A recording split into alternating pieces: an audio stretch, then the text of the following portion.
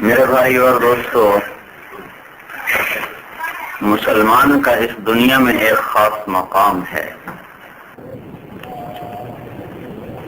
آج کا دن ایسا، میں نے شاید کل بھی بتایا تھا کہ یہ 2 راتیں اپنے اندر لیے ہوئے ہیں۔ 10 کے دن کی رات کوئی، وہ رات بھی اللہ نے 9 کو دے دی۔ کتنا کرم کیا، کوئی اگر دیر سے پہنچے تو اس کا بھی حج ہو جائے۔ آج کے دن کی 2 راتیں ہیں، ایک اس کی اپنی رات جو گزر گئی اور ایک جو آج رات آنے والی ہے، یہ بھی 9 ہی کی رات ہے، 10 دن کی رات کوئی نہیں۔ تو ان دنوں کی فضیلت اللہ تعالیٰ کے ہاں میں آپ کی خدمت میں عرض کرنا چاہتا تھا۔ بیہقی خرج البیہقی باسناد لا بأس به عن انس بن مالک رضی اللہ عنہ قال كان يقال في ايام العشر بكل يوم 1000 يوم ويوم عرفة 10,000 يوم۔ حضرت انس بن مالک رضی اللہ تعالیٰ عنہ فرماتے ہیں کہ ان 10 دنوں کا ہر دن 1000 دن کے برابر ہے۔ اس 10 دنوں کی فضیلت 1000 دن کے برابر ہے، اور یوم عرفہ کی فضیلت 10,000 دن کے برابر ہے۔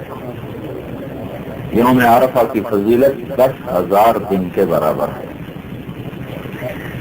پھر بیہقی ہی نقل فرماتے ہیں نبی صلی اللہ علیہ وسلم سے کہ ان 10 دنوں میں جو عمل ہے یہ اللہ کی راہ میں اس جہاد کے برابر ہے جس میں مجاہد فی سبیل اللہ جہاد بھی کر رہا ہو اور رات کو ساری رات پہرا دیتا ہو، اور پھر دن میں وہ روزہ رکھتا ہو۔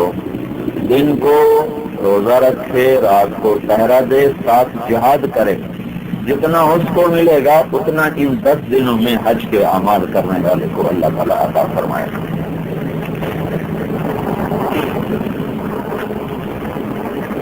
پھر وقوف عرفہ کے بارے میں ابن عمر فرماتے ہیں کہ میں مینا میں آپ کے پاس بیٹھا تھا، 2 آدمی آئے کہ یا رسول اللہ کچھ پوچھنا ہے۔ آپ نے فرمایا کہو تو میں ہی بتا دوں کیا پوچھنے آئے۔ کہا جی آپ ہی بتا دیں۔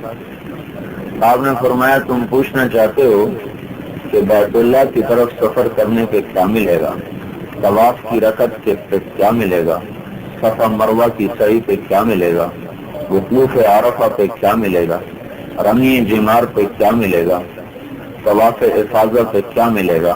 کہ یا رسول اللہ اس ذات کی قسم جس نے آپ کو حق دے کے بھیجا ہے، ہم یہی پوچھنے آئے تھے۔ تو آپ نے فرمایا جب تم بیت اللہ کی طرف سفر کرتے ہو تو تمہاری سواریاں قدم اٹھاتی ہیں یا رکھتی ہیں، تو ہر قدم اٹھانے اور رکھنے پر 1 نیکی لکھی جاتی ہے، 1 گناہ معاف ہوتا ہے۔ جب طواف کی 2 رکعات پڑھتے ہو تو 1 عرب غلام آزاد کرنے کا ثواب ہوتا ہے۔ جب صفا مروہ کی سعی کرتے ہو تو 70 غلام آزاد کرنے کا اجر ملتا ہے۔ اور جب وقوف عرفہ کرتے تو اللہ پہلے آسمان پہ آ جاتا ہے، فرشتوں کے سامنے تم پہ فخر کرتا ہے، پھر کہتا ہے میرے بندے آئے ہیں، ہر طرف سے آئے ہیں، میری جنت چاہتے ہیں۔ میرے بندو اگر آج تمہارے گناہ اتنے ہوں جتنے ریت کے ذرے، یا جتنی بارش کے قطرے، یا جتنی سمندر کی جھاگ سے بننے والے بلبلے، میں سارے کے سارے تمہارے گناہ معاف کر دوں گا۔ جاؤ جاؤ میں نے تمہیں معاف کیا، آج جس کے بارے میں شفاعت کرو گے اس کو بھی معاف کر دوں گا۔ اور تمہارا رمی جمار کرنا، ہر رمی کے بدلے میں 1 ایسا گناہ معاف ہوتا ہے جو تمہیں ہلاک کرنے والا تھا۔ اور تمہارا قربانی کرنا اللہ کے ہاں ذخیرہ ہو جاتا ہے، اور تمہارا سر کے بال منڈانا، ہر بال کے بدلے میں تمہارے لیے نیکی لکھی جاتی ہے اور گناہ معاف ہوتا ہے۔ اور ایک دوسری بات میں آتا ہے کہ تمہاری قربانی کا جانور قیامت کے دن آئے گا اپنے سینگوں کے ساتھ، اپنے کھال بال کے ساتھ، اپنے کھر کے ساتھ، اور اپنے وزن سے 70 گنا وزنی ہو کر تمہارے نامہ اعمال میں تولا جائے گا۔ اگر وہ 20 کلو کا ہے تو اس کو 70 سے ضرب دے دو بھائی، تو کتنا ہو جائے گا؟ 1400 کلو کا ہے۔ 1400 किलो का होकर तुम्हारे नामे अमाल में वो तोला जाएगा। अगर 10 किलो का है तो 700 किलो होकर नामे अमाल में तोला जाएगा, और उसके खून का कतरा गिरते ही तुम्हारे गुनाहों की बख्शिश हो जाएगी।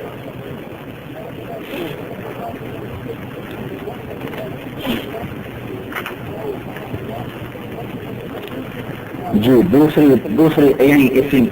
यही वकूफ अरफा के बारे में अल्लाह तबारक व तआला वकूफ अरफा में पहले आसमान पर आते और अपने बंदों से की तरफ देखते हुए फरमाते हैं, देखो फरिश्तों मेरे बंदे आए हैं, परागंदा बाल हैं और बिखरे बाल हैं और गुबार आलूद हैं, और ये हर तरफ से सिमट के मेरी तरफ आ रहे हैं, मेरी रहमत के तलबगार हैं, हालांकि उन्होंने मेरे अजाब को देखा भी नहीं।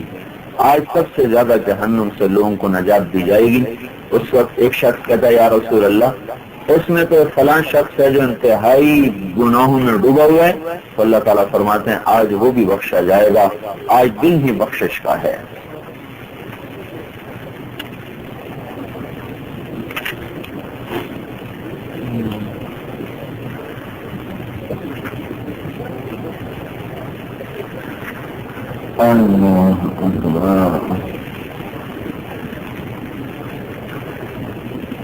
आप खड़े हुए थे वकूफ करते हुए, तो आपने बिलाल से फरमाया, बिलाल लोगों से कहो जरा चुप करें, मगरिब का वक्त करीब हो चुका था। तो बिलाल ने कहा, लोगों अल्लाह के रसूल फरमा रहे हैं खामोश हो जाओ। तो सब खामोश हो गए। तो आपने कहा, ऐ लोगों, अभी जिब्रील मेरे पास आए हैं और मेरे रब का मुझे सलाम पेश करते हैं और मुझे फरमा गए हैं कि मैंने अरफात वालों की बख्शिश कर दी, मुज़दलिफा वालों की बख्शिश कर दी, उनके गुनाहों का जिम्मा मैंने खुद ले लिया।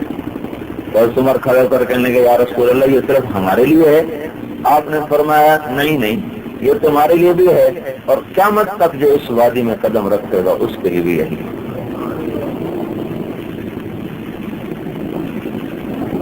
तो फिर अल्लाह ताला फरमाते हैं कि लोगों, मैं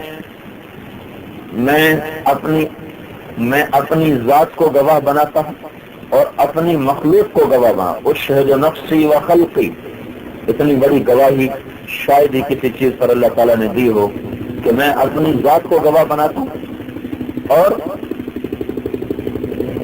अपनी सारी मखलूक को गवाह बनाता हूँ। तो मैंने इस मैदान में आने वाले जितने भी हैं, मैंने सबकी बख्शिश कर दी। तो अल्लाह ताला जहाँ खुद गवाह बन जाए और अपनी जात को खुद गवाह बना दे कि मैं गवाह हूँ, मैं अपने ऊपर खुद गवाह हूँ, तो लोग तो गवाही से फिरते हैं, अल्लाह तो गवाही से नहीं फिरेगा। अल्लाह तो अपनी गवाही से कभी नहीं फिरेगा। तो मेरे भाइयों, हम ऐसी जगह पर बैठे हुए हैं जहाँ अल्लाह तबारक व तआला ये सारी हदीस से नसीब के, आओ आसमान के सितारों के बराबर गुनाह लेकर आओ, रेत के जर्रों के बराबर गुनाह लेकर आओ, बारिश के कतरों के बराबर गुनाह लेकर आओ, समंदर को कतरों में अगर तब्दील कर दिया जाए तो उसके बराबर भी गुनाह लेकर आओगे तो आज अल्लाह तुम्हें माफ कर देगा। तो अल्लाह ताला ने हमें ऐसी जगह पर मेरे भाइयों बिठाया हुआ है, तो ये जगह अल्लाह के सामने रोने धोने की है, ना कि मुनाजरा करने की।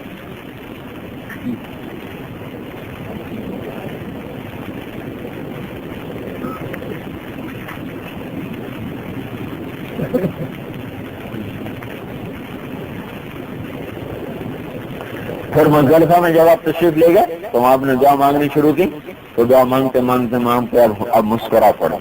तो अबू बकर और उमर कहने लगे, या रसूल अल्लाह, इस वक्त में आप कैसे हंस रहे हैं? ये तो हंसने का मौका नहीं, अल्लाह आपको और हंसाए। तो आपने फरमाया, जब अल्लाह ने मेरी उम्मत की बख्शिश के बारे में मेरी दुआ कबूल की तो शैतान, अल्लाह का दुश्मन, वो सर में मट्टी डाल रहा है और वो चीख चिल्ला रहा है, उसके मंजर ने मुझे हंसा दिया। तो मेरे भाइयों, हम अल्लाह के दरबार में अल्लाह ताला की रहमत के नीचे हैं और अल्लाह ताला अपने फरिश्तों से कहता है, मेरे फरिश्तों देखो, मेरे बंदे आए हैं, मेरी रजा को तलब कर रहे हैं, मेरी जन्नत को तलब कर रहे हैं। तो मैं अपनी जात को गवाह बनाता हूँ और मैं अपनी मखलूक को गवाह बनाता हूँ कि मैंने इनके सारे गुनाह माफ कर दिए, चाहे वो जमाने के दिनों के बराबर हों और चाहे वो सहराओं में बिखरी हुई रेत के बराबर हों। तो ये चंद احادیث میں نے آپ کے سامنے پیش کی ہیں تاکہ ہمیں اس جگہ کی عظمت اور قیمت کا پتہ چل جائے، کیونکہ اس دن میں آپ نے جو ارشاد فرمایا وہی اصل ہے، اسی کا سننا ہی اصل ہے، تو کوئی کمی بیشی نہ ہو، اس لیے میں نے خود کتاب اٹھا لی اور اس میں جو آپ نے ارشاد فرمایا وہ میں آپ کی خدمت میں پیش کر دیتا ہوں تاکہ ہم سارے اس کو سن لیں۔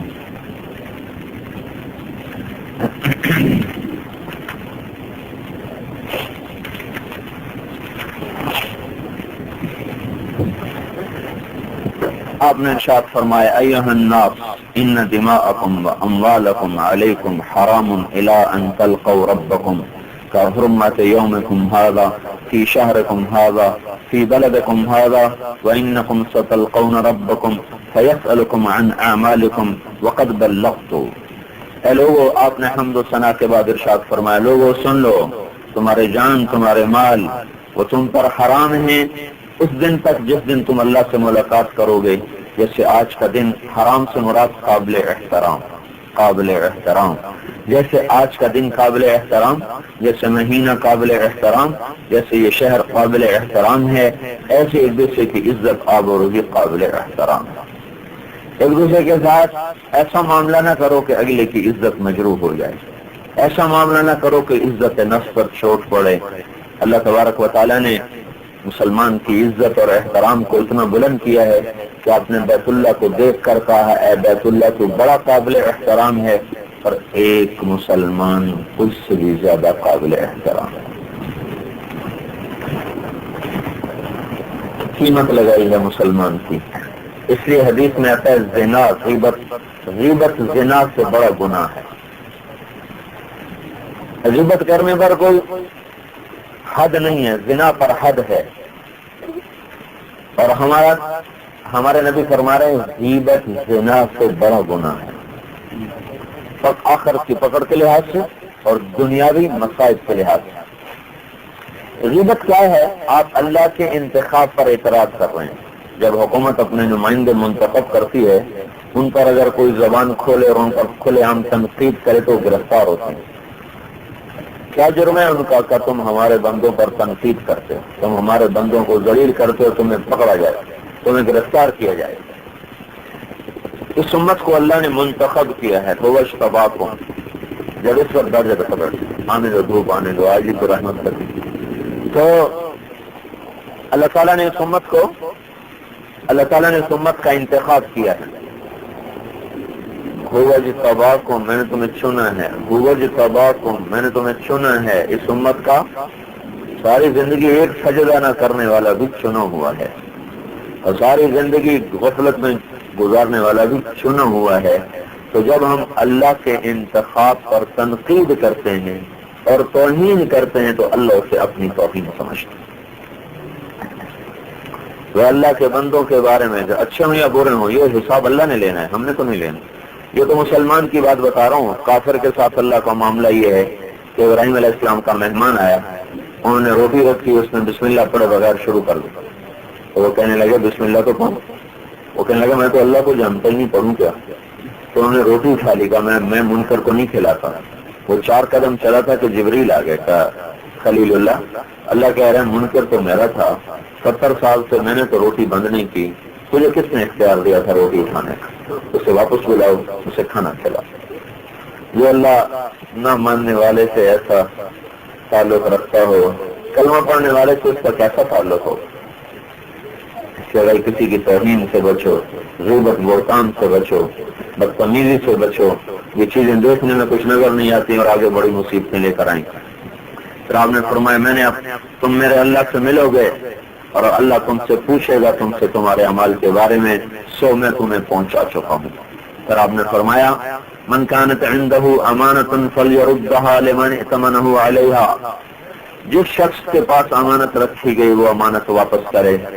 الا ان كل شيء من امر الجاهلیت موضوع تحت قدمی، جاہلیت کی تمام چیزیں میرے قدموں کے نیچے دفن ہو گئیں۔ وان اول دماء اضع من دمائنا دم ربیعہ، یہاں ربیعہ ابن الحارث ہے، لیکن میں نے آپ کو بتایا تھا ربیعہ بن ایاس بن حارث بن عبد المطلب، ایک اور روایت میں ان کا نسب اس طرح بھی ہے اور اس طرح بھی ہے جو یہاں لکھا ہوا ہے. تو کان مسترضعا فی بنی سعد بن بکر فقتلته حذیل، یہ ربیعہ بن حارث تھے جو حضور کے خاندان میں سے تھے، جن کو حذیل نے قتل کیا. تو آپ نے فرمایا میں اس کے قتل کا مطالبہ معاف کرتا ہوں. سب سے پہلے میں اپنے خاندان کا معاف کرتا ہوں.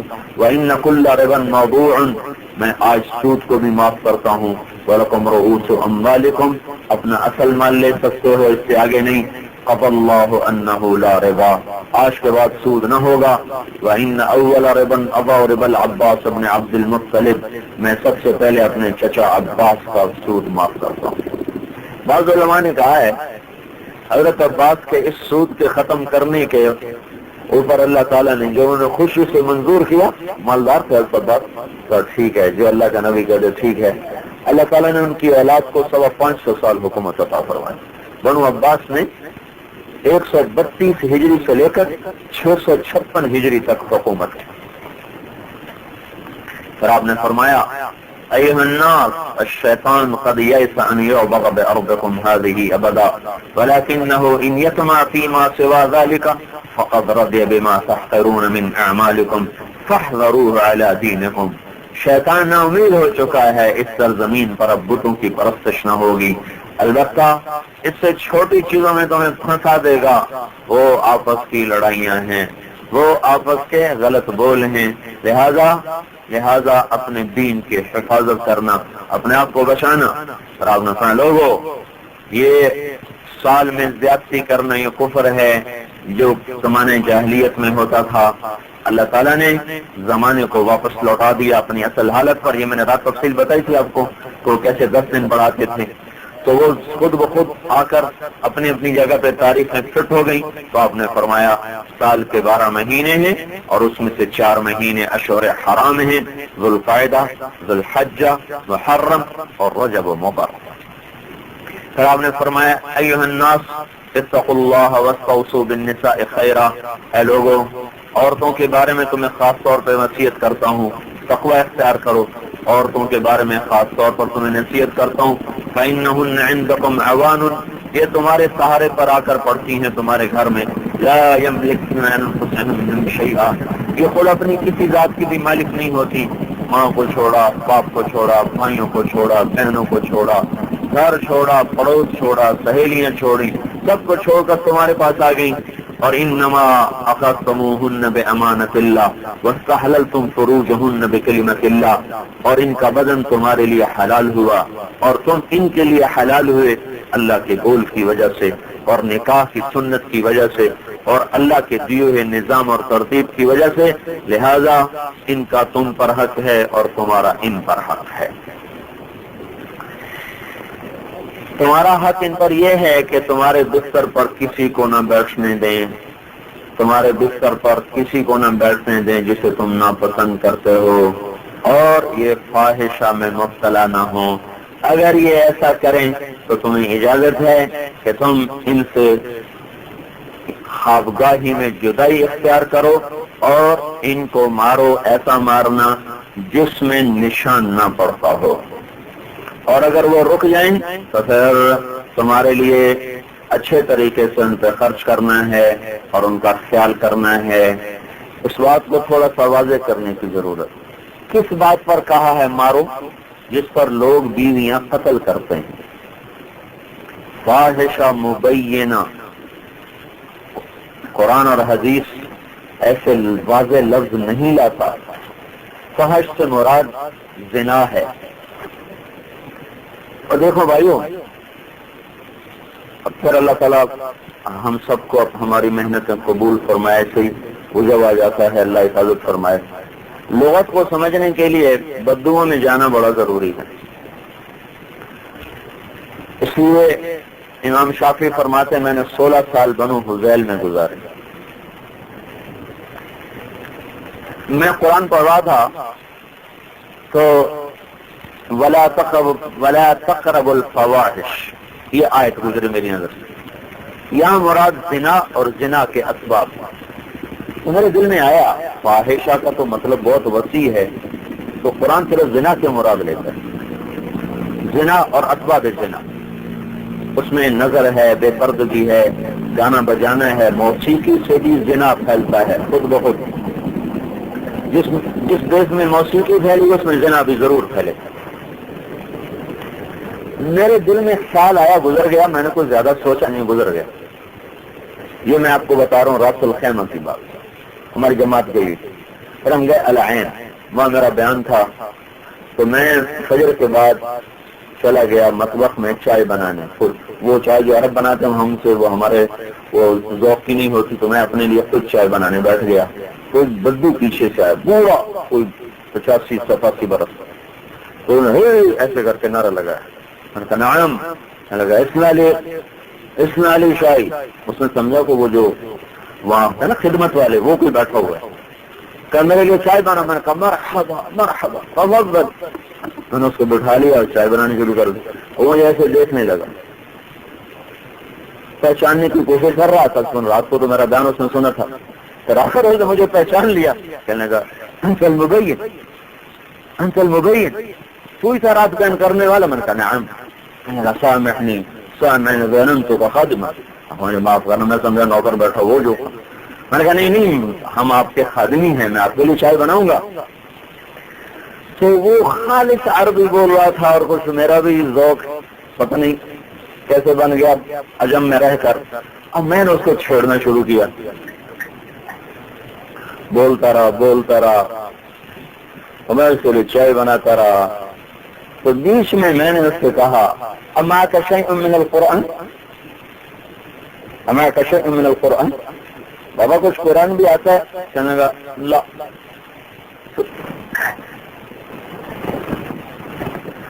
پورا بتاؤ نا. کہنے لگا لا طول الحیات علی الابل. یہ مجھے اشارہ کر کے بتا رہا اور زبان سے بول کے بس طول الحیات علی الابل ولكن ما فحشت الا نظرة. بس انہوں نے کہا میں نے کبھی زنا نہیں کیا، بس نظر بازی کی ہے تھوڑی تھوڑی. زنا آج تک ما فحشت الا نظرة. پھر یوں کیا اور یوں کیا. تو میں وہ راس الخیمہ والی بات مجھے یاد آئی کہ میرے رب نے قرآن کو بدو کی زبان پہ اتارا تھا، ان کی فطرت پہ اتارا تھا کہ ان کے اندر گہرائیوں میں اتر جائے. تو فاحشہ مبینہ کا لفظ خطبے میں آیا ہے. فاحشہ مبینہ کا مطلب سمجھ گئے؟ اگر کسی کی بیوی خدا نہ خواستہ اس حد تک نافرمان ہو جائے کہ وہ اتنا بڑا گناہ کر بیٹھے اور یہ دیکھ لے، تو پھر قتل کرنے کا حکم نہیں دے رہے اللہ کے نبی، کہہ رہے ان سے جدائی اختیار کرو، پھر ان کو تم سزا دے سکتے ہو. اور یہاں تم مارتے ہیں کہ تو نے مجھے چائے ٹھنڈی پلائی، بیوی کی پٹائی ہو رہی کہ تو نے میرے کپڑے نہیں دھوئے. اس کو مار رہے ہیں ان چیزوں پر جو ان کا حق ہی نہیں. دیکھو میرے بھائیو، بیوی کے ذمے نہیں خامد کی روٹی پکائے، احساناً ہے، محبتاً ہے. تو ماں باپ کی خدمت کیسے اس کے ذمہ فرض؟ اب بیویوں کو مار رہے ہوتے ہیں تو نے میری ماں کی خدمت نہیں کی، تو نے میرے باپ کی خدمت نہیں کی، تو نے میری بہنوں کے آگے تو میری بہن کے آگے بولی کیوں ہے؟ اس پر اپنی بیوی کو مار رہے ہیں. یہاں اتنے بڑے گناہ پر حکم ہے، اس پر لوگ قتل کر دیتے ہیں. اس پر اللہ کا نبی کہہ رہا ہے اتنا کرو، پہلے اس سے جدا اختیار کرو، پھر بھی نہ سمجھے پٹائی کرو، اور پٹائی ایسی کرو کہ نشان نہ پڑے. اور یہ چائے پر مار رہے تو میرا وہ اوکھی ہو کے بولی اسی پر مار رہے. اللہ اکبر، ایسی بدتمیزی. خالی تسبیح پڑھنے کو سمجھتے ہیں ہم بڑے بزرگ ہیں. معاشرت کی زندگی سیکھو میرے بھائیوں. اللہ کے نبی نے فرمایا خیرکم خیرکم لأہلہ، سب سے بہترین مسلمان وہ ہے جو گھر والوں کے ساتھ اچھا سلوک کرے. وانا خیر لأہلی، آپ نے کہا مجھ سے اچھا سلوک کرنے والا کوئی نہیں اپنے گھر والوں سے. یہ اللہ تعالیٰ نے اس کی اتنی زیادہ، اور لڑکا تو نہیں گھر چھوڑ کے گیا، لڑکی گھر چھوڑ کے آئی، بہنیں، ماں، پیو، بھائی، سہیلیاں، گھر، کام، گھر کی در و دیوار سے آدمی کو الفت ہوتی. اور آپ ہی کہہ رہا ہوں تو میری تم آپ اس کے گھر بھی اب نہیں جا سکتی. ایسے بھی بعض بدھو ہیں تو ماں باپ سے بھی نہیں مل سکتی، جن ماؤں نے جنا ان سے بھی نہیں مل سکتے، اور پھر بڑے اپنے آپ کو مکمل سمجھ رہے ہیں کہ ہم تو بڑے نیک لوگ ہیں۔ میں مردان میں تھا، ایک لڑکا آیا، اب یقین میں نے اس نے اس دکھ سے کہا کہ میں بے سخت ہو جانا، میرا کیا لگتا تھا، میں تو جانتا ہوں، کہا جی مولانا آپ سے دعا کروانی ہے، ہم نے بہن کی شادی کی ہے، اب اس کا خاوند ماں باپ سے بھی ہماری بہن کو نہیں ملنے دیتا، کہ نہیں تو ماں باپ سے ملی تو میں تھوڑا سا یہ کر دوں گا وہ کر دوں گا، دعا کر دیں اللہ اس کا دل نرم کرے۔ اتنے درد اس نے کہا مجھے رونا، تو معاشرت تو کوئی سیکھتا ہی کوئی نہیں۔ کون سا بیٹے کو کوئی اخلاق سکھاتا ہے کہ بیٹا جب کسی کی بیٹی کو کا ہاتھ پکڑو تو زندگی کیسے گزارنی ہے؟ کبھی ماں باپ سکھاتے ہیں میرا بیٹا ڈاکٹر بن گیا بس اب اس کی میں نے شادی کرنی، میرا بیٹا تاجر بن گیا اقامہ لگ گیا بس شادی کر دینی؟ شادی سے پہلے بتاؤ تو صحیح کسی زندگی کو لے کے چلنا کیسے؟ یہی حال بیٹیوں کا بھی ہے، دونوں طرف سے قصور ہے، ادھر بھی بیٹیوں کو کوئی نہیں سمجھاتا کہ پرائے گھر میں جا کے کیسے رہنا۔ تو معاشرت کے احکام، یہ سارا خطوہ معاشرت کے احکام پر، اور یہ سارے ٹوٹے پڑے ہیں آج۔ اس لیے آپ نے بڑا لمبا مضمون بولا، ان پر کتنے جملے بن جاتے ہیں۔ ہاں اب تفصیل کا موقع نہیں، اشارے کرنے ہوں گے تو آپ نے فاقلوا ایھا الناس قولی، لوگوں میری بات غور سے سننا، میں پہنچا چکا ہوں، میں تم نے دو چیزیں چھوڑ کے جا رہا ہوں، ایک میری کتاب ہے، ایک میری سنت ہے۔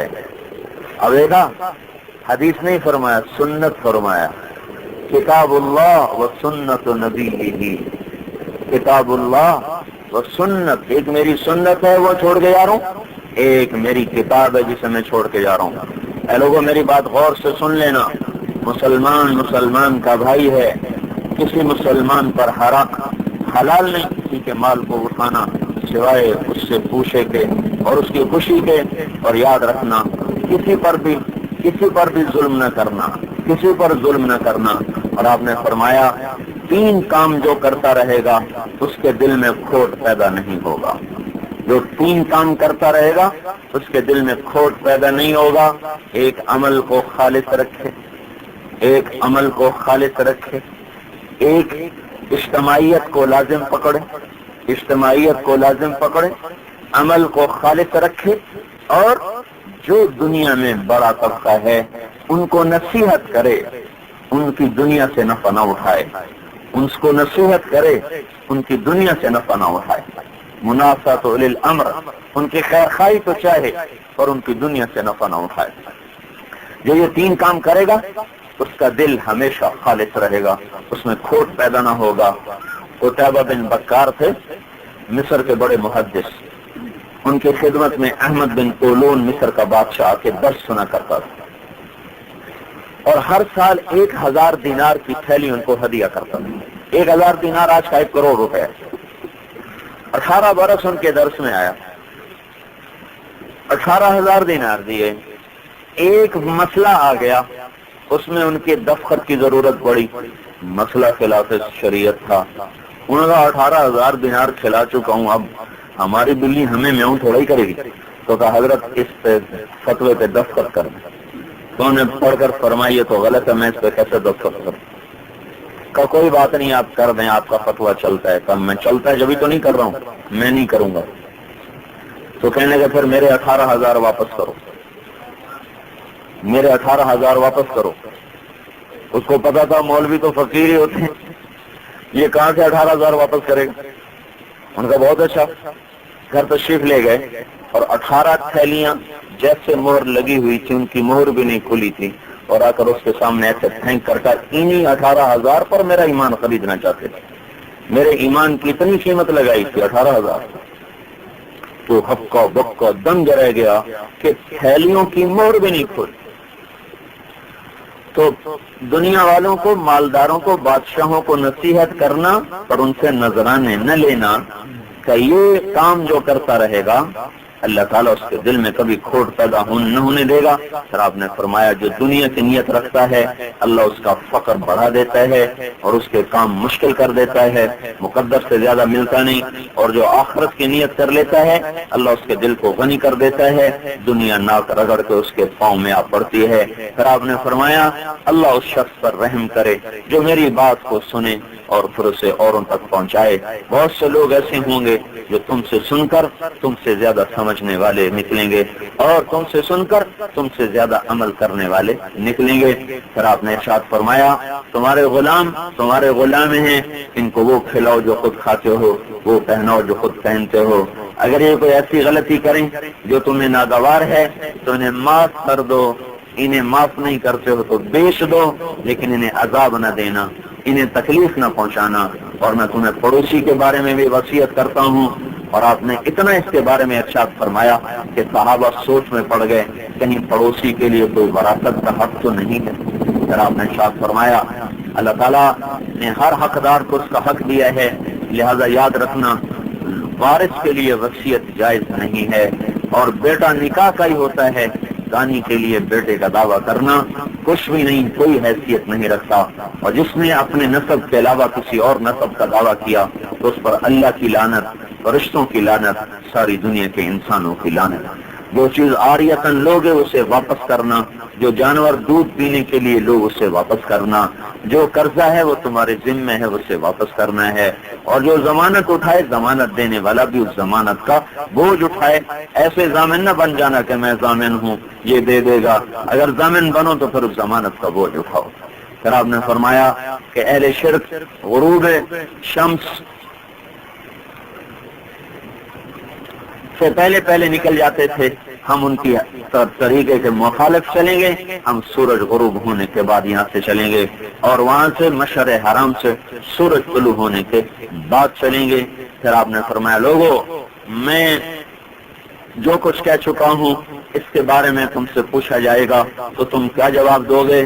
تو لوگوں نے کہا ہم یہ گواہی دیں گے کہ آپ نے امانت کو پہنچا دیا، آپ نے دعوت کا حق ادا کر دیا، اور آپ نے امت کو نصیحت فرمائی۔ تو آپ نے آسمان کی طرف انگلی اٹھائی اور یوں کیا کہ اللہم شہد اللہم شہد اللہم شہد، 3 دفعہ آپ نے ارشاد فرمایا کہ اللہ تو گواہ رہے، یا اللہ تو گواہ رہے، یا اللہ تو گواہ رہے۔ یہ آپ کا 9 تاریخ کا خطبہ ہے۔ پھر آپ کی آگے کچھ دعائیں ہیں۔ پھر جو آپ نے 10 تاریخ کو خطبہ دیا تھا وہ بھی تقریباً سارا یہی ہے، اور اس میں صرف اس جملے کا اضافہ ہے الا ولیبلغ الشاہد الغائب۔ وہاں تو دعا دی تھی کہ یا اللہ میرا پیغام پہنچانے والے پر رحم فرما، یہاں آپ نے یہ جملہ بڑھایا ہے کہ میرا پیغام آگے پہنچا دو، میرا پیغام آگے پہنچا دو۔ اور یہاں اس جملے کا اضافہ ہے میرے بعد کافر نہ بن جانا کہ ایک دوسرے کی گردنیں کاٹنے لگ جانا، ایک دوسرے کے خون سے اپنے ہاتھوں کو رنگین نہ کرنا۔ پھر آپ نے کہا اللہم حل بلغت اللہم حل بلغت، یہاں ان 2 جملوں کا اضافہ ہے۔ اور اس کے بعد جو آپ کا 11 تاریخ کا خطبہ ہے اس میں آپ نے یہ ارشاد فرمایا الا لا تظلموا الا لا تظلموا الا لا تظلموا، ظلم نہ کرنا، ظلم نہ کرنا، ظلم نہ کرنا، کسی کا مال اس کی اجازت کے بغیر نہ لینا۔ اس پر عامر بن یسربی نے پوچھا جو میں نے رات بتایا تھا کہ اگر میں اپنے چچا زاد بھائی کی کوئی بکری ذبح کر رہا ہوں تو کیا حرج ہے؟ تو آپ نے فرمایا اگر اس بکری کے ایک ہاتھ میں چھری ہو ایک ہاتھ میں آگ پھر بھی تمہارے لیے حلال نہیں ہے کہ تم اس کی اجازت کے بغیر اس کو لے سکو۔ تو اس خطبے میں آپ نے 3 دفعہ فرمایا فلیبلغ الشاہد الغائب۔ پھر اس میں اس جملے کا اضافہ ہے عرب کو عجم پر، عجم کو عرب پر، کالے کو گورے پر، گورے کو کالے پر، کوئی فضیلت نہیں سوائے تقویٰ کے، تم میں سب سے بہترین انسان ہوا ہے جو تقوی والا ہو، جو تقوی والا ہو۔ یہ تقریباً باقی سارا خطبہ آپ کا وہی ہے جو پیچھے آپ نے ارشاد فرمایا۔ اور پھر آپ نے یہاں ایک جملے کا اور اضافہ ہے کہ میرے اللہ نے مجھے کہا ہے کہ میں اہل شرک سے قتال کروں یہاں تک کہ وہ لا الہ الا اللہ پڑھ لیں۔ جو وہ لا الہ الا اللہ پڑھ لیں گے تو ان کی جان اور ان کے مال محفوظ ہو جائیں گے سوائے کلمے کے حق کا۔ کلمے کے حق کا مطلب ہے کوئی کسی کی چوری کر لے تو اس کا تو ہاتھ کاٹا جائے، کوئی قتل کرے تو قتل تو کیا جائے گا، اور ان کا حساب اللہ پر ہے۔ میرے بعد ظلم نہ کرنا اور میرے بعد ایک دوسرے کی گردنیں نہ کاٹنا۔ میں تمہارے اندر میں تمہارے اندر چھوڑ کے جا رہا ہوں اللہ تعالیٰ کی کتاب کو، بولو کیا میں نے پہنچا دیا؟ لوگوں نے کہا ہاں آپ نے پہنچا دیا۔ تو آپ نے فرمایا اللہ تو گواہ ہے۔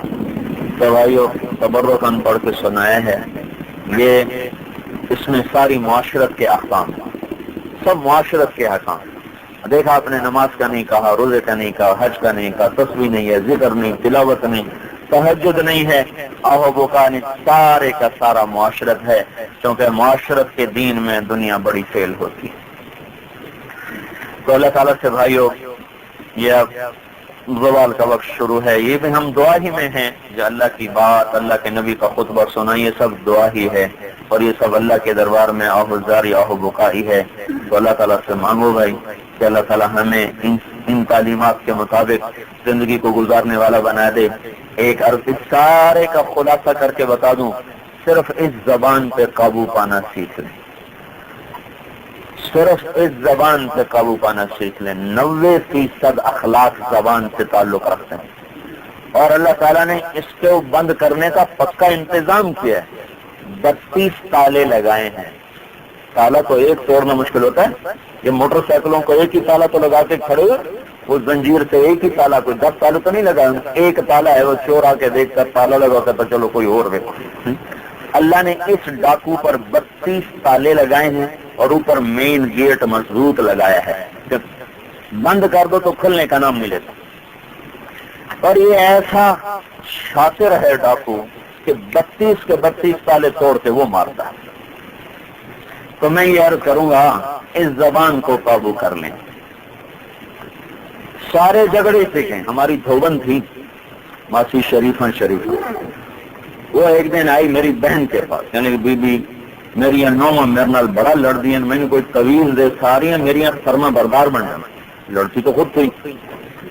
تو میری بہن نے کہا بہت اچھا، اس نے ایک تعویذ لکھا اور بند کیا، کہا ماسی شریفہ جب تیری بہویں تجھ سے لڑنے لگے نا تو نے یہ تعویذ دانتوں کے نیچے دے کر نا اسے دبا کے بیٹھ جانا، یہ تعویذ دانتوں سے نکلنا نہیں چاہیے ورنہ پھر لڑائی ہو جائے گی۔ تو انشاءاللہ دیکھ لینا ایک ہفتے میں ساری لڑائی، یہ تعویذ ایسا برکت والا ہے تو ساری لڑائی ختم ہو جائے۔ تو ہمارے ہاں تو اس کی بڑی عقیدت ہے اور لوگ بڑے احترام سے لے جاتے ہیں، تو وہ گئی، اب مسئلہ تو سارا اسی کا تھا۔ ایک ہفتے کے بعد بڑی خوش بی بی میری ساری لڑائی ختم ہو گئی۔ لڑائی کیسے ختم ہوگی؟ خود چپ ہو گئی۔ جب وہ لڑتی ہے تو میں تعویذ منہ میں دے کے بیٹھ جاتی ہوں، باتیں ساری چپ ہو جاتی ہیں، چپ تو خود ہوئی تو جھگڑے ختم ہو گئے۔ تو میں یہ آپ کو آج تعویذ دے رہا ہوں، اس کو آپ نے اپنے دانتوں میں دبا لینا ہے۔ جب کوئی آپ کے ساتھ اوکھا ہو اور بدتمیز ہو تو آپ وہ تعویذ منہ میں رکھ لیں، انشاءاللہ آپ سے زیادہ عزت کوئی نہیں پائے گا، اور آپ سے زیادہ اونچا بھی اللہ کے دربار میں کوئی نہ ہوگا۔ بڑے بڑے نفلوں والے اور بڑی بڑی تہجدوں والے اور بڑے بڑے تسبیح والے وہ نیچے کھڑے ہوں گے، آپ کو دیکھنا بھی، دیکھتے ہوئے بھی ان کی ٹوپیاں گر جائیں گی۔ اللہ اتنی اونچے مقام پر پہنچائے گا۔ اگر اپنے اخلاق کو، اس سارے خطبے کا اگر میں خلاصہ کروں تو ایک لفظ ہے حسن اخلاق۔ اپنے اخلاق بلند کر لو، اپنے اخلاق بنا لو میرے عزیزوں، تو دنیا ہی جنت بنے گی اور آخرت بھی جنت بنے گی۔ یہاں لوگ آپ کو چاہیں گے، اوپر اللہ آپ کو چاہے گا۔ تو اس کی بھائی سارے بھائی نیت کریں، اسی کو آج اللہ سے مانگو جو آج تک زبان سے کسی کو دکھ دیا۔ عرب شاعر نے کہا تھا نا، جہاں جراحت السنان لہل قیام ولا یلقام ما جرح اللسان، نیزے کے زخم تو بھر جاتے ہیں، زبان کے لگے ہوئے زخم بھرا نہیں کرتے۔ تو اپنی زبان کو قابو کرنا سیکھو میرے بھائیو۔ جس نے اس گھوڑے کو لگام دے دی اس کی منزلیں طے ہو، وہ شہباز بنا، وہ شاہ سوار بنا، اور جس نے اس کی لگام کو ڈھیلا کر دیا وہ یہاں بھی ہلاک ہوا اور آگے بھی ہلاک ہوا۔ تو اللہ تعالیٰ ہم سب کو عمل کی توفیق بخشے۔ اللہ پچھلے ٹائم پھر اجتماعی طور پر بھی تھوڑی دعا کر لیں گے۔ ابھی کو کھانا وانا ہے وہ چلو پھر کھلا دو بھائی۔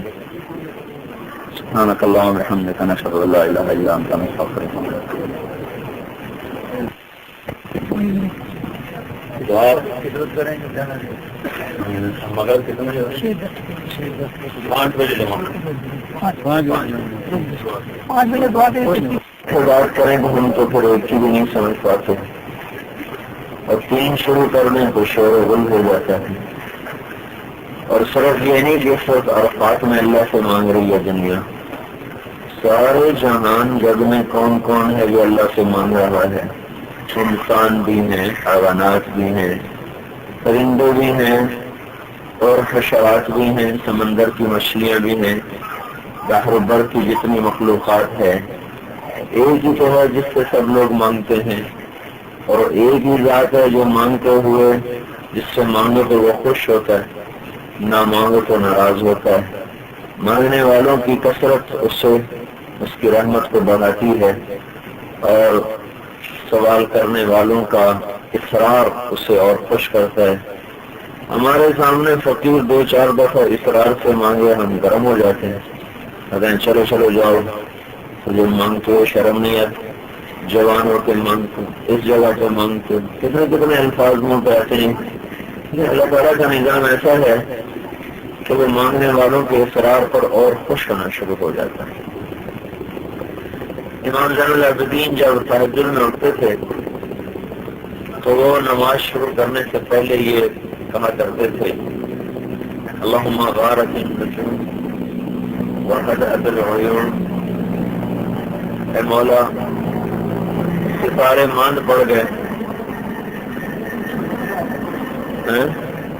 ستارے ماند پڑ گئے اور ساری دنیا کے لوگ سو گئے، ونام ملوک الدنیا، دنیا کے بادشاہ بھی سو گئے، تو اغلقت ابوابہم، ان کے دربار بند ہو گئے، ان کے کچہریوں کے دروازے بند ہو گئے، وقامت حراسہم، اور ان کے پہرے دار پہروں کے لیے کھڑے ہو گئے، وانت حی قیوم لا تأخذک سنۃ ولا نوم، یا اللہ تو وہ بادشاہ ہے جو نہ سوتا ہے اور نہ اونگتا ہے، وبابک مفتوح للسائلین، اور تیرا دروازہ ہر وقت سوال کرنے والوں کے لیے کھلا رہتا ہے، فعبدک ببابک، تو تیرا ایک بندہ تیرے در پر آیا ہوا ہے۔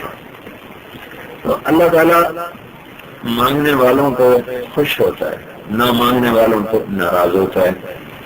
دنیا میں کسی سے جان چھڑانی ہو تو آپ اس سے قرضہ مانگنا شروع کر دیں، وہ آپ کی گلی چھوڑ جائے، ٹیلی فون پر بھی نہیں ملے گا، اور اگر اللہ سے تعلق بنانا ہو تو اس سے مانگنا شروع کر دو تو وہ خوش ہو جائے گا، راضی ہو جائے گا۔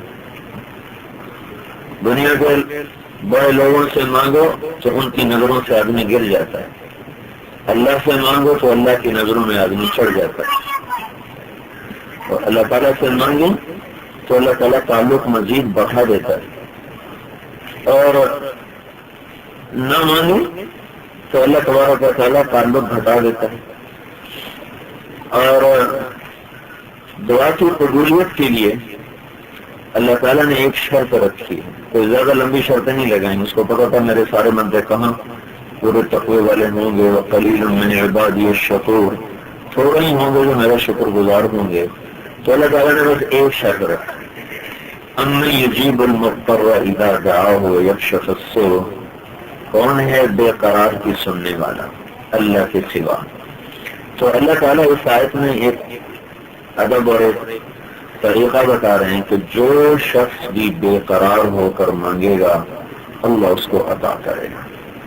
اس کے لیے اس کا علامہ زاہد عابد ہونا بھی شرط نہیں، اور اس کے لیے بہت بڑا ولی ہونا بھی شرط نہیں، بے قرار ہو کر مانگے اور تڑپ کر مانگے تو اللہ تعالیٰ فرماتے ہیں میں سن لیتا ہوں، دے دیتا ہوں۔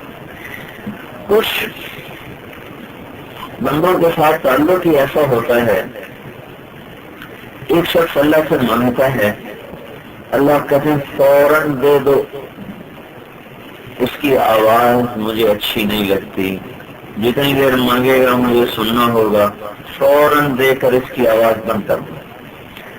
جیسے یہ دکاندار ہمارے یہاں دکانداروں نے 4 چورانے رکھے ہوتے ہیں آٹا کھانے، جو ہی سوالی آیا تو اس پر دکان کے اوپر کو اس کو بولنے سے پہلے پکڑا دیتے ہیں، چلو چلو چلو۔ بعض لوگ کیونکہ رب تو سب کا ہے، کافر کا بھی رب اللہ ہی ہے، تو بعض شخص ہاتھ اٹھاتے ہیں تو اللہ تعالیٰ فرماتے ہیں جلدی دے دو، زیادہ سننا نہیں چاہتا۔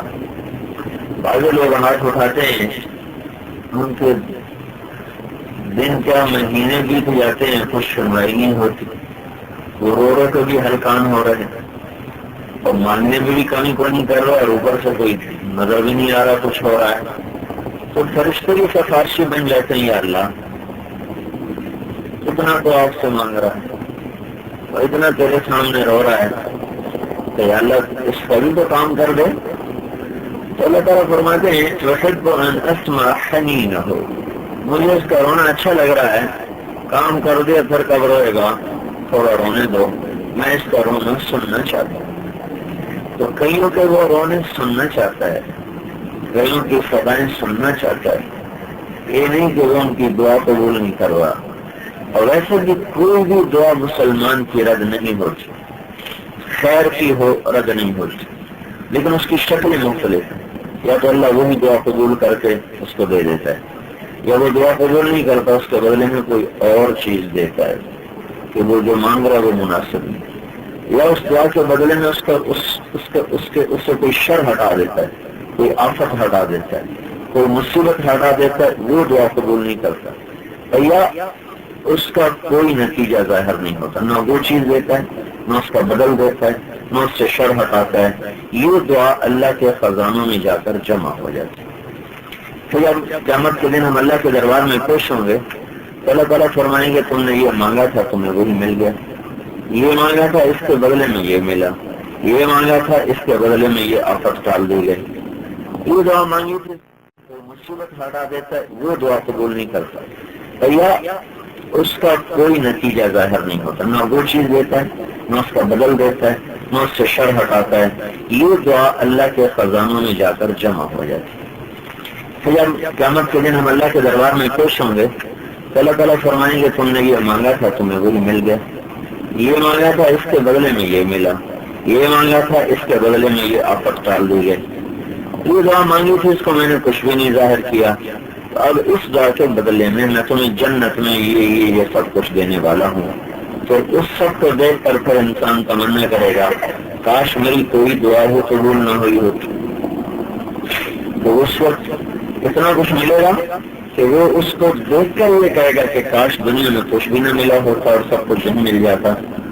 تو میرے بھائیو، اس رب کے دینے میں کمی نہیں، اس نے لے کے کرنا کیا ہے، اس نے رکھ کے کیا کرنا ہے، ہمیں تو ضرورت پڑتی ہے اس لیے ہم بخیل ہوتے ہیں، ہم سے جب کوئی پیسے مانگتا ہے تو ہم کو پیسوں کے محتاج، کوئی روٹی مانگتا ہے ہم روٹی کے محتاج، کوئی کپڑے مانگتا ہے ہم کپڑوں کے محتاج ہیں، اللہ پاک نہ کھانے کا محتاج، نہ کپڑے کا محتاج، نہ روٹی کا محتاج، نہ پیسے کا محتاج، لہذا صرف مانگنے والوں کے مانگنے میں کمی ہے اور مانگنے والوں کے الہا اور زاری میں کمی ہے، دینے والے کے دینے میں کوئی کمی نہیں ہے، اس کا کام ہی دینا ہے اور دن رات وہ دیتا ہی چلا جاتا ہے، اور اس نے اپنے دینے کی حد اور وسعت کو یوں ہمیں ایک حدیث میں سمجھایا ہے کہ میرے بندو اگر انسان اور جنات لو ان اولکم وآخرکم وانسکم وجنکم وحیکم ومیتکم ورطبکم ویابسکم وصغیرکم وکبیرکم وذکرکم وانثاکم، 12 قسمیں کرنا ہے، میرے بندو تم اول و آخر، انسان اور جنات، زندہ اور مردہ، خشک اور تر، بوڑھے اور جوان، مرد اور عورت، قاموا فی صعید واحد، تم سب ایک میدان میں جمع ہو جاؤ، اس کو کیا ہو جائے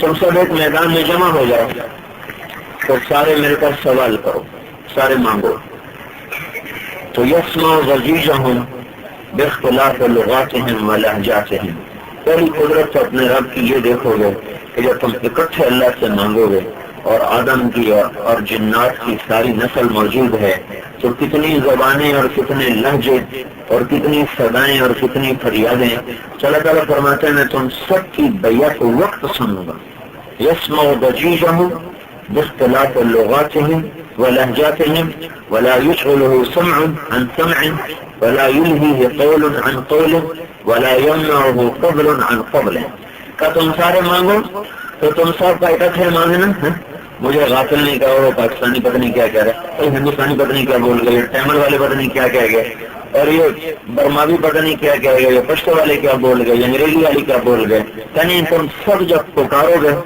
تو میں سب کی اکٹھے سنوں گا، اور اکٹھے سنتے ہوئے نہ تو مجھے کوئی دھوکہ، نہ تو مجھے کوئی اس میں اشتراک ہوگا کہ یہ کیا بولا یہ کیا بولا، اور نہ تمہیں دیتے ہوئے میرے کوئی خزانے میں کمی آئے گی، اور نہ کسی ایک فریق کو نوازتے ہوئے دوسرے فریق کو انتظار کرنا پڑے گا اچھا بھائی یہ امریکہ والے کل آ جائیں، اور یہ جو پاکستان والے ہیں یہ پرسوں آ جائیں، اور یہ ایران والے ہیں یہ ابھی لے لیں، باقی اسٹور ختم ہو گیا ہے تو اگلے ہفتے پھر عرب آ جائیں، اور اس سے اگلے ہفتے پھر افریقہ والے آ جائیں۔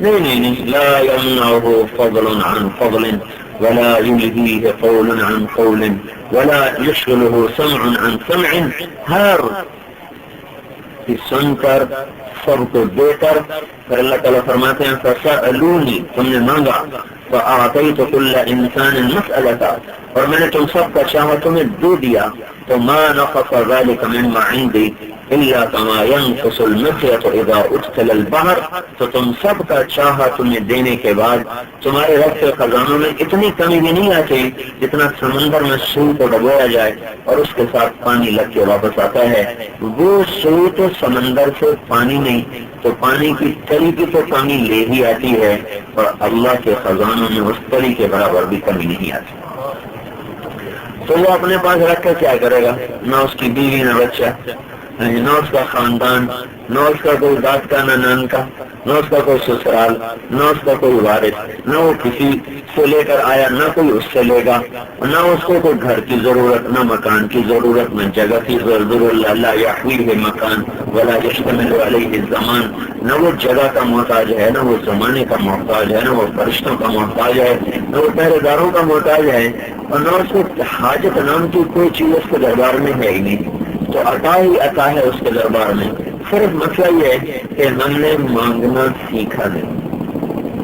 اللہ تعالیٰ فرماتے ہیں من ذا الذی قرأ علی بابی فلم افتح لہ، یہ کوئی ہے کہنے والا کہ میں نے اللہ کا دروازہ جا کے کھٹکھٹایا اللہ نے کھولا ہی کوئی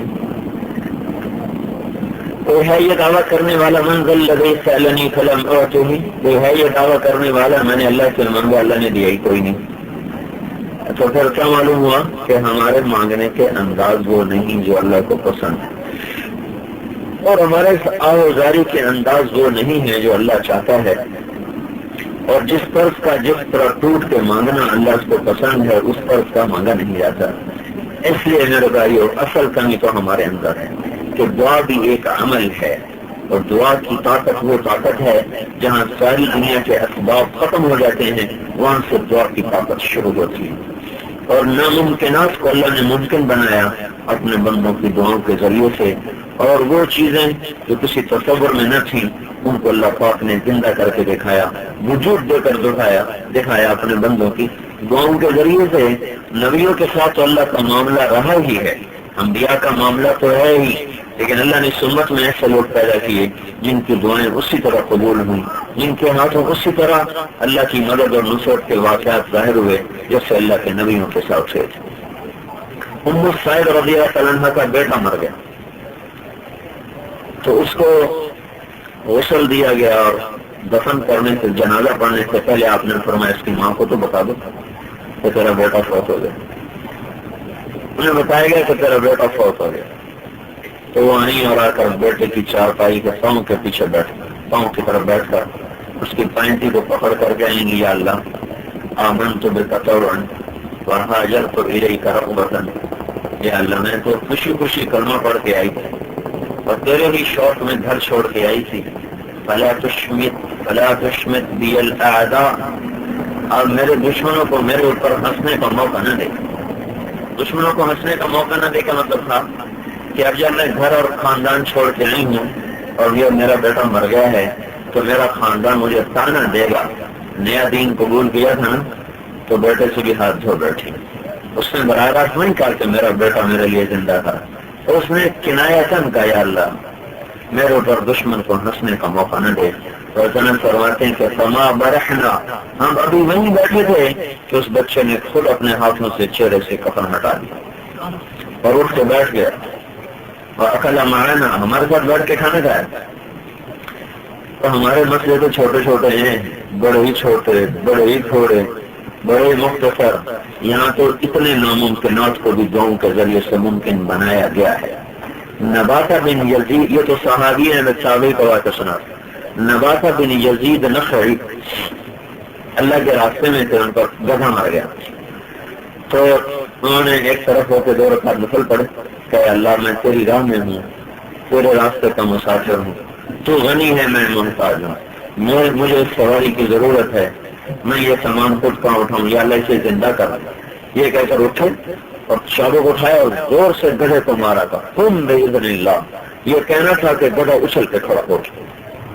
اور امام شعبی، ایک شافعی شعبی نے، امام شعبی فرماتے ہیں کہ میں نے اس گدھے کو کوفہ کے بازار میں فروخت ہوتے دیکھا۔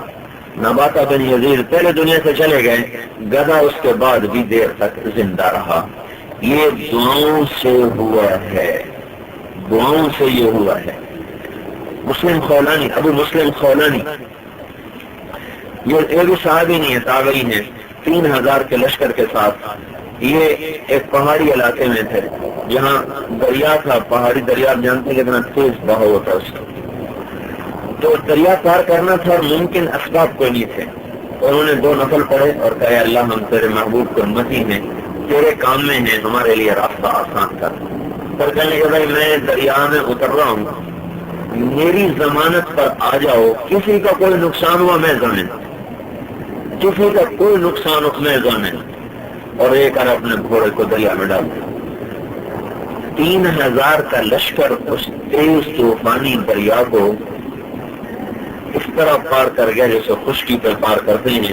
ایک آدمی نے 20 دریا میں جان بوجھ کے اپنا پہلا پھینک دیا۔ جب دریا پار ہوئے تو فرمایا ہاں اگر کسی کا کوئی نقصان ہوا ہے تو اس نے ہاتھ کھڑا کیا کہ جی میرا پہلا گر گیا، گرایا خود تھا، کہ جی میرا پہلا گر گیا، کہنے کہ آ جاؤ۔ اس کو لے کر واپس کنارے پر آئے جہاں سے پار کیا تھا تو پہلا وہاں پہنچا ہوا۔ پہاڑی پانی تو بندے کا ہاتھی بہا کے لے جاتا ہے، پہلے کی کیا حیثیت تھی، پہلا وہاں جہاں سے دریا پار کیا تھا وہاں پہلا پڑا ہوا تھا۔ اللہ نے اس امت میں دعا کی ایسی طاقت والے لوگ پیدا کیے ہیں، اور وہ طاقت ختم نہیں ہے، آج بھی ہے، اور کوئی اس سے مانگنے والا ہو، کوئی اس کو منانے والا ہو اور اس کے سامنے آہوزاری کرنا سیکھ لے تو ماؤں سے زیادہ پیار کرنے والا اللہ۔ 70 کا عدد جو عربی زبان میں استعمال ہوتا ہے وہ کثرت کے لیے ہے، یہ نہیں کہ اللہ 70 ماں سے زیادہ پیار کرتا ہے، اور ویسے 70 کا لفظ آتا بھی نہیں ہے۔ 70 کا لفظ جہاں بھی عربی میں آتا ہے وہاں بے شمار اس سے مراد ہوتا ہے کہ اللہ کی محبت اپنے بندے سے اس کی حد کوئی نہیں ہے۔ تو ایک بچہ آنسو بہا کے ماں کو منا لیتا ہے تو اللہ کو منانا تو آسان ہے، لیکن میرے بھائیوں جو بھی کمی کوتاہی ہے وہ ہمارے اندر ہے۔ اس وقت اللہ تعالیٰ پہلے آسمان پہ موجود ہے، اور جیسے کیسے ہیں ہم، گندے ہیں، برے ہیں، اور غافل بھی ہیں، نادان بھی ہیں، لیکن ہم اللہ کے وعدوں پر یقین کرتے ہوئے یہ بات کہہ رہے ہیں کہ اس وقت اللہ اس عرفات کے مہینے کو دیکھ کر خوش ہو رہا ہے اور اپنے فرشتوں کو گواہ بنا رہا ہے، اور شیطان اپنے سر پہ مٹی ڈال رہا ہے، اور اللہ اپنے بندوں سے، اپنے فرشتوں سے کہہ رہا ہے کہ میں تم سب کو گواہ بناتا ہوں اور اپنی ذات کو اپنے اوپر گواہ بناتا ہوں کہ اگر یہ میرے پاس اتنے گناہ لے کر آئے، ابھی تو آپ کو حدیث پڑھ کے سنائی کہ بارش کے قطروں کے برابر ہوں، پھیلی ہوئی صحرا کے ریت کے ذروں کے برابر ہوں، اور درختوں کے پتوں کے برابر ہوں، اور سمندر پہ بننے والی جھاگ کے برابر ہوں، اتنے گناہ کوئی کیا کرے گا؟ یہ سارا عرفات کا مجمع چھوڑ سارا جگ مل کر گناہ کرے تو بارش کے قطروں کے برابر نہیں ہو سکتا، ریت کے ذروں کے برابر نہیں ہو سکتا، اور سمندر پہ اٹھنے والی جھاگ کے بلبلوں کے برابر نہیں ہو سکتا۔ ایک شخص اتنے کرے تو اللہ کہتا ہے میں معاف کر دوں گا، ایک اتنے کرے تو میں تو یہ کہہ رہا ہوں یہ سارا عرفات کا مجمع نہیں، ساری دنیا بھی مل کر گناہ کرے تو اتنے نہیں کر سکتی۔ تو اللہ اس وقت دینے پر، معاف کرنے پر اور بخشش پر اور درگزر کرنے پر اس طرح اس کی رحمت ٹوٹ ٹوٹ کے اتر رہی ہے کہ وہ خود پکار رہا ہے کہ آؤ نا، مانگو نا، مانگتے کیوں نہیں، مانگو نا، توبہ کرو، توبہ کرو۔ وہاں مائیو میں نے آپ سے عرض کیا تھا گزشتہ رات کہ ہم اس میدان میں توبہ کرنے آ رہے ہیں، لوٹنے جا رہے ہیں، لوٹ رہے واپس اللہ کی طرف لوٹ رہے ہیں، نافرمانی کی راہوں سے نکل کر فرما برداری کی راہوں کی طرف اور اللہ تعالیٰ کی ناپسندیدہ چیزوں سے ہٹ کر اس کی پسندیدہ چیزوں کی طرف ہمارا سفر ہے۔ تو بھائی پہلی بات یہ ہے کہ ہم توبہ کریں، کیونکہ کبیرہ گناہوں پر بھی دعا کی قبولیت رک جاتی ہے۔ ہاتھ اٹھانے سے پہلے اللہ کے دربار میں ہاتھ اٹھانے سے پہلے ہم اس سے صلح کریں۔ صلح کیا ہے کہ ہم یہیں بیٹھے بیٹھے جتنے کبیرہ گناہ آج تک کیے ہیں ان پر اللہ پاک کے دربار میں معافی مانگیں کہ یا اللہ تو ہمیں بس معاف کر دو۔ صلح ہو جائے پھر بات سنانا بھی آسان اور بات کا سننا بھی آسان۔ کبیرہ گناہوں کی وجہ سے بات رک جاتی ہے۔ بنی اسرائیل میں بارش نہیں ہوئی تو موسیٰ علیہ السلام قوم کو لے کر نکلے تو بارش کی دعا کی تو دھوپ اور تیز ہو گئی، تو موسیٰ علیہ السلام نے کہا یا اللہ ہم نے تو بارش مانگی، آپ نے دھوپ تیز کر دی۔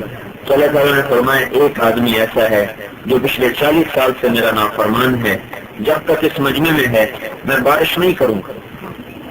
تو نبی کی دعا بھی ایک شخص کی نافرمانی کی وجہ سے معلق ہو گئی، روک لی گئی۔ تو موسیٰ علیہ السلام نے کہا بھائی جو اس قسم کا آدمی ہے وہ مجمع چھوڑ کے نکل جائے۔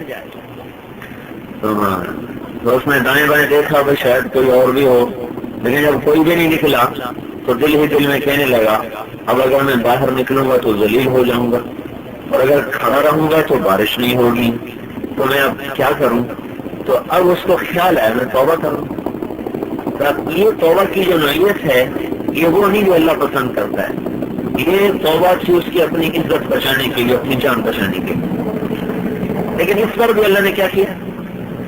تو اللہ سے کہنے لگا یا اللہ عصیتک 40 سنۃ فامہلتنی، میں نے 40 سال تیری نافرمانی کی تو مجھے مہلت دیتا چلا آیا، یا اللہ جئتک تائبا فاقبلنی، میں آج توبہ کرتا ہوں میری عزت رکھ لے، مجھے رسوائی سے بچا لے۔ یہ کہنا تھا کہ ہوا کا رخ بدلا اور گھٹا چھائی اور بارش شروع ہو۔ تو موسیٰ علیہ السلام نے پوچھا یا اللہ آدمی تو نکلا کوئی نہیں، بارش کیسے ہو گئی؟ تو اللہ تعالیٰ کے پر قربان جائیں، انہوں نے فرمایا جس کی وجہ سے روکی تھی اسی کی تو خیر ہو۔ اتنی جلدی کو صلح کرتا ہے؟ 40 سال کی لڑائی کی صلح 40 سیکنڈ میں ہو جائے؟ 4 دن ماں سے اونچ نیچ ہو جائے وہ 40 دن بات نہیں کرتی، اور 40 برس کی لڑائی 40 سیکنڈ بھی نہیں لگے؟ ایک جملہ تو بولا یا اللہ عصیتک 40 سنۃ فامہلتنی جئتک تائبا فاقبلنی، یا اللہ 40 سال نافرمانیاں کی تو چھپاتا رہا، آج بھی چھپا لے میں توبہ کرتا ہوں۔ تو اللہ تعالیٰ نے کہا موسیٰ جس کی وجہ سے روکی تھی اسی کی وجہ سے کر دیا۔ تو موسیٰ علیہ السلام نے پوچھا یا اللہ وہ کون آدمی ہے؟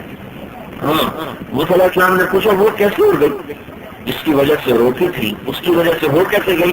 تو اللہ تعالیٰ نے فرمایا اس نے توبہ کر لی، ہم نے صلح کر لی۔ کتنی جلدی مان گیا؟ کتنی جلدی مانا ہے؟ میں توبہ کر لیا، ہم نے صلح کر لی۔ تو موسیٰ علیہ السلام نے پوچھا یا اللہ کون ہے کون؟ تو اللہ تعالیٰ نے فرمایا جب میرا نام فرمان تھا میں نے کسی کو نہیں پتہ چلنے دیا، جب توبہ کر کے میں اسے صلح کر لیا اب اس کا پتہ کیسے بتاؤں؟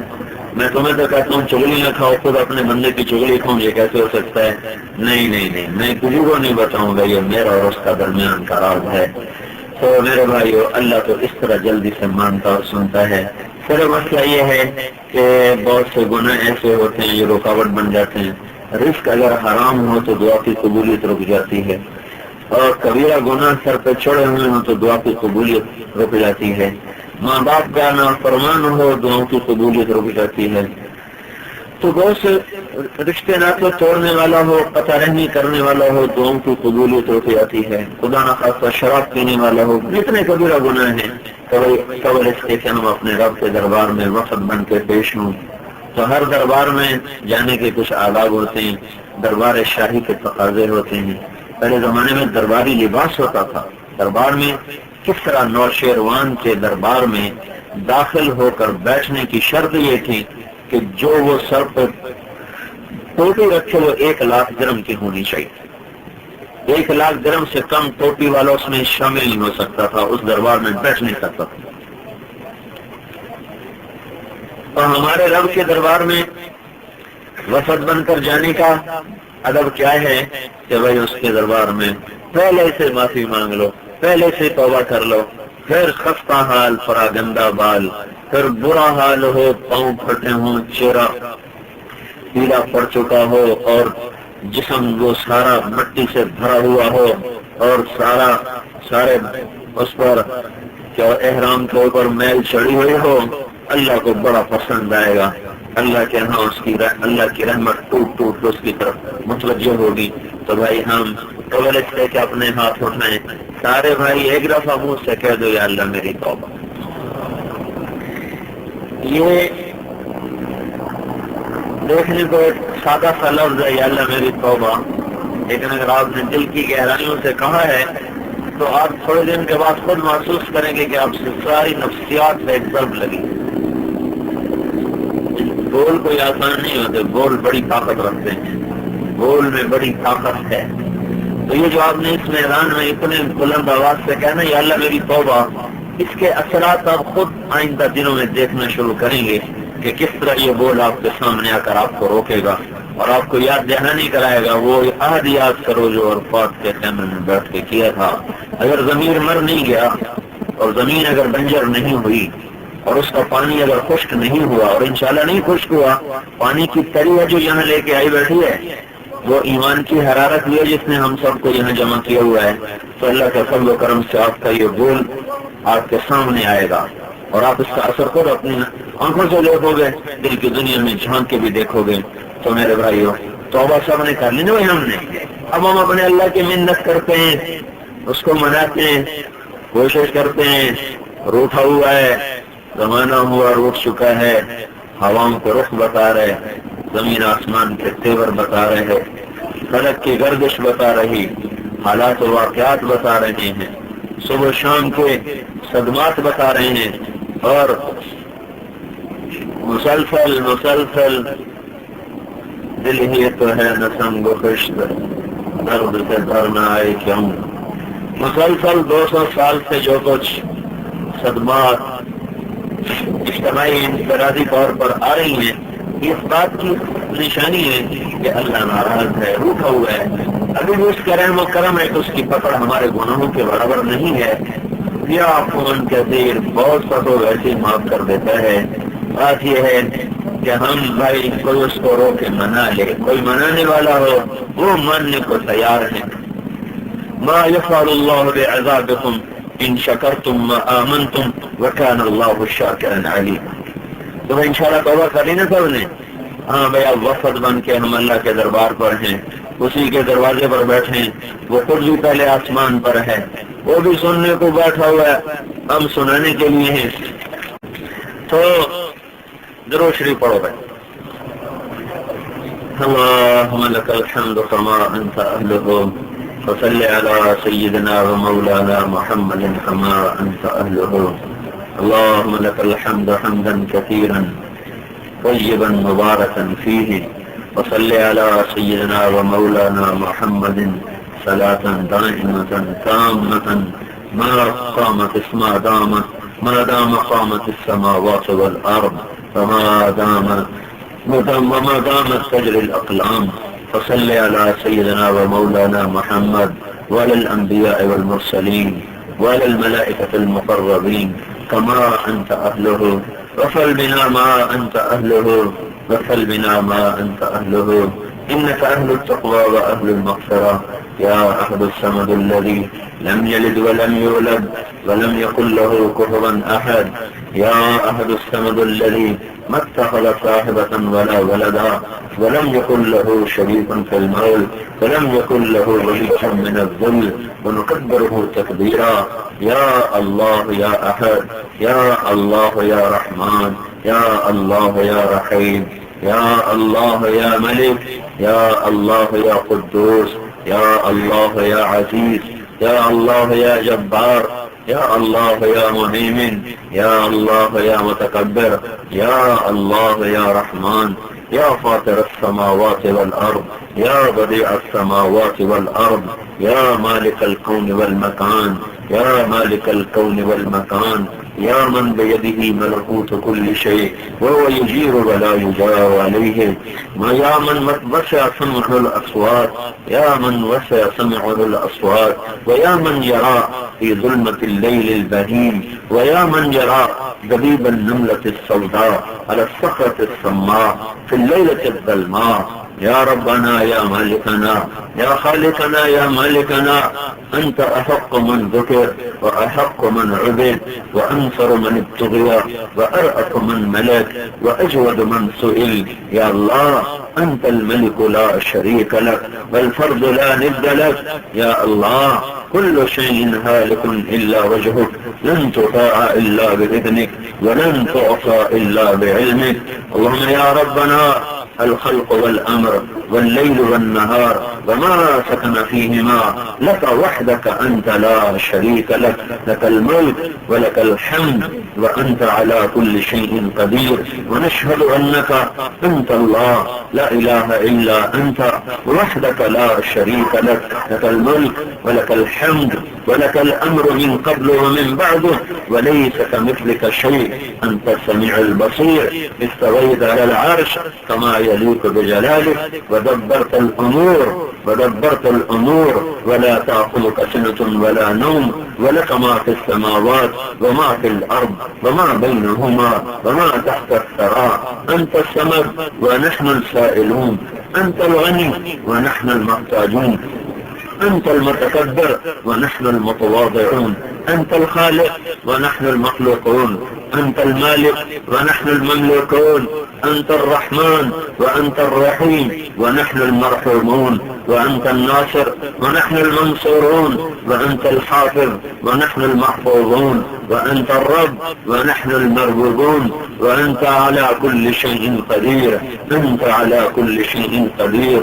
أنت الأول فليس قبلك شيء، وأنت الآخر فليس بعدك شيء، وأنت الظاهر فليس فوقك شيء، وأنت الباطن فليس دونك شيء. اللهم أنت على كل شيء قدير. اللهم إنك لا تراك العيون ولا تخالطك الظنون ولا يصفك الواصفون. لو كان البحر مدادا